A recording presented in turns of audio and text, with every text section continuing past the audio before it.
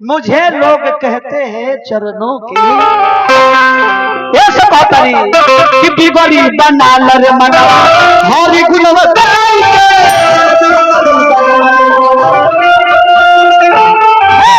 बिगड़ी बना लर मना हरि गुणवत्ता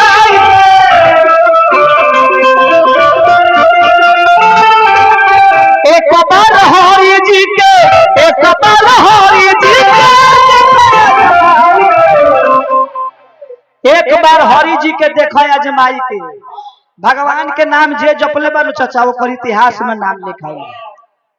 गणिका आजा मिल गीध सुप हो गई सीधा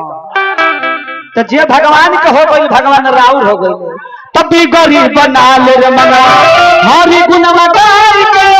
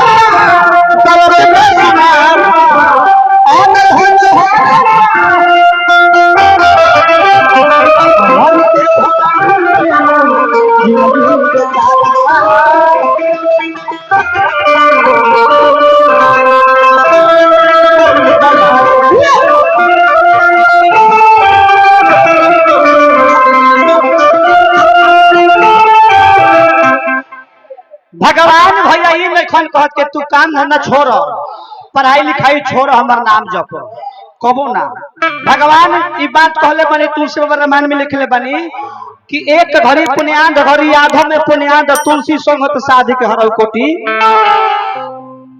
भिखारी बाबा कहनी कि उठत बैठत जागत सुतत जब तोहरा सपरी भजन करब अधो में आधा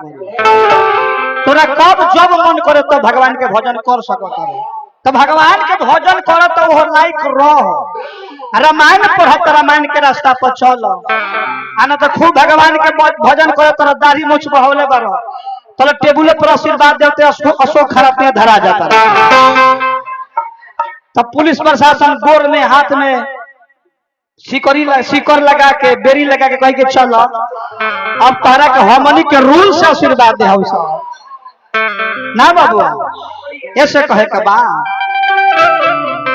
परमादरणीय हमने के श्री हरिराम चाचा जी पूर्व मुखिया झोवा पंचायत के माध्यम से हमारा 100 रुपया पुरस्कार दिले बनी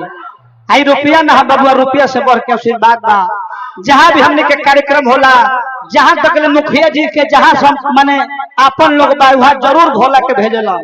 कि हमारे एगो पंचायत के बबुआ भोला के प्रोग्राम कराबो तो इसे तन मन से हमने के मुखिया जी से सहयोग मिलेला मुखिया जी के गोर लगल ऐसे कहता नहीं कि राम नाम रहत रहो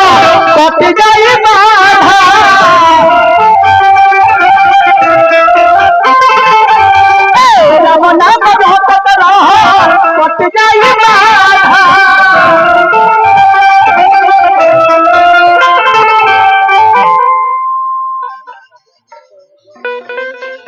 परमादरणीय हमने के बंधन बाबा ब्राह्मण देवता बानी ब्राह्मण देवता के तरफ से आशीर्वाद मिला गोर लगता है बितारती